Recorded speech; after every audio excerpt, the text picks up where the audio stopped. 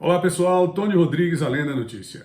Nesse vídeo eu gostaria de atualizar os nossos espectadores sobre essa notícia. Justiça Federal determina suspensão imediata do PROAJA, que é o programa de alfabetização do governo do estado, que possui inclusive mortos inscritos entre os seus alfabetizandos, 1.053 mortos. Além disso, 5.570 servidores públicos e mais 1.075 jovens com idade entre 15 e 18 anos, o que não está na área de abrangência do programa. São muitas as irregularidades. E a Justiça Federal determinou na tarde desta sexta-feira a suspensão imediata do PROAJA. Há suspeitas de que os recursos estejam sendo utilizados para aliciamento de eleitores e compra de votos. Há uma semana, o ex-governador Wellington Dias, que foi governador na época em que o programa foi instituído, em 2001, ele disse que tudo isso não passa de fake news. O relatório de auditoria do Tribunal de Contas, a denúncia do Ministério Público Federal, e agora vamos ver como é que ele se posiciona diante desta determinação da Justiça Federal. O governo deve descumprir porque isso aí já é praxe. Daqui a pouquinho a gente fala sobre essa questão do descumprimento de medidas da Justiça Federal.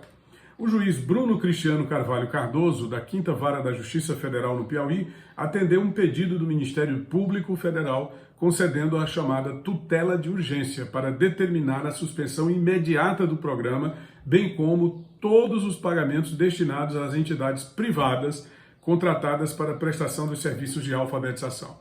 Dentre essas entidades tem organismos ligados ao PT, a lideranças do PT, estatísticos que prestam serviços de pesquisas eleitorais e que não tem absolutamente nada a ver com a alfabetização de alunos. Mas tem uma coisa também igualmente grave. A maior parte das organizações e empresas contratadas pela Secretaria de Educação com os recursos dos precatórios do Fundef, maior parte, portanto, pertencente aos professores e, claro, totalmente pertencente ao sistema educacional para tentar promover a melhoria do sistema, realmente elas não funcionam nos endereços que são apresentados nos contratos. E aí a Polícia Federal foi até esses endereços, constatando a não existência das empresas, relatou para o Ministério Público Federal. Os proprietários dizem que a mudança de endereço se deu depois da assinatura do contrato. Coincidentemente, todos os que não foram encontrados disseram a mesma coisa. O magistrado, na sua determinação para que se suspenda essa ação do PROAJA, mostrou relatório de auditoria do Tribunal de Contas e também a denúncia do Ministério Público Federal sobre esse caso aqui dos 1.053 mortos, onde ele lista pelo menos 2 criaturas que já faleceram e que teriam participado, teriam assistido aulas no PROAJA.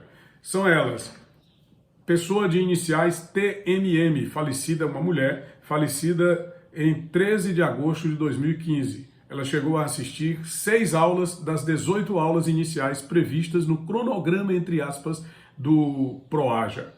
Também a senhora JFL, falecida em 14 de junho de 2011 e que assistiu, né? Tem lá a presença dela, 18 aulas. Quer dizer, a pessoa morta. É trágico, né? É trágico, realmente. Diário de classe registra a presença das pessoas falecidas em diversas datas e oportunidades. A auditoria do Tribunal de Contas foi encaminhada para os organismos competentes, evidentemente, a partir de notícia que foi publicada em setores da imprensa, inclusive aqui no TR Notícia, aqui no canal Tony Rodrigues Além da Notícia, nós temos a notícia em primeira mão, ainda no sábado, que hoje já está com 15 dias que nós demos essa notícia. E essa é a informação sobre o PROAJA, determina-se, pois, a sua imediata suspensão. Mas eu tenho aqui uma outra matéria que acabei de publicar, ela saiu agorinha. Publiquei nesse exato momento, inclusive eu sempre publico as matérias e linko embaixo o documento, porque aqui nós temos que conviver com essa realidade dramática desses vigaristas que, além de praticarem o assalto ao dinheiro do povo, ainda acusam as matérias verdadeiras de serem fake news. Esse ex-governador, por exemplo, que é pré-candidato a senador, ele tem a boca de fake news.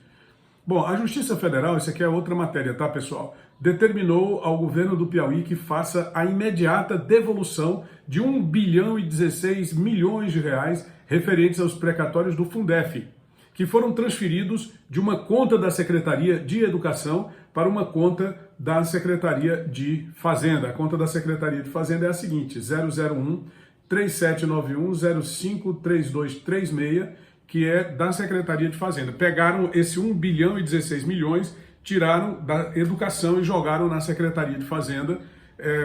Com que finalidade não se sabe, né? Eles alegam que teria a finalidade de enfrentar algumas despesas. Agora, o mais grave vem aí.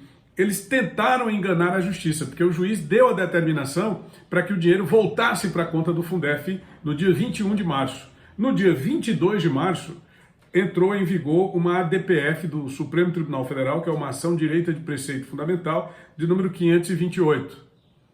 No dia 7 de abril, o governo do estado foi intimado. E no dia 5 de maio, o governo do estado manteve a transferência de recurso. O juiz determinou que se mantivesse o recurso na conta da educação e no dia 5 de maio o governo simplesmente transferiu o dinheiro, descumprindo, depois de notificado, um mês depois de notificado, depois de intimado da decisão, manteve a transferência em completo desagravo, em completo desabono a uma determinação judicial. E a transferência já se deu no governo da senhora Regina Souza, que tomou posse, portanto, em fins de março. A transferência foi em 5 de maio, e com isso o governo petista demonstra não ter nenhum respeito pela Justiça Federal. Mas o juiz Bruno Cristiano Carvalho estava atento. E o que é que ele disse? Ele disse que o governo descumpriu a sentença,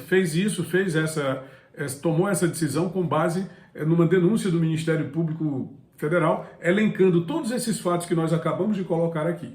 Então é o seguinte: se o Estado do Piauí pretendia que a decisão judicial observasse o acórdão da Suprema Corte, poderia ter manejado embargos de declaração, a fim de provocar este juízo a se manifestar sobre o aparente conflito. Contudo, não o fez. Preferiu o réu, ao seu talante e interpretação, deixar de cumprir as medidas determinadas no dispositivo da sentença. Ou seja, o governo não cumpriu.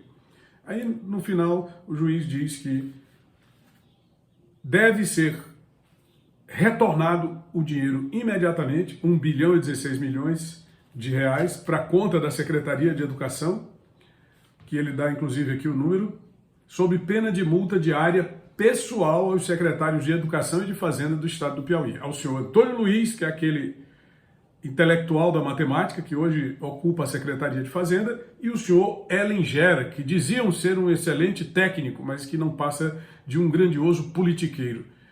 O juiz Bruno Cristiano Carvalho determinou multa diária ao Estado do Piauí no valor de R$100 mil, e a gente ainda vai ter que pagar pela desídia desses enrolões, em caso de descumprimento das ordens constantes do processo. É isso.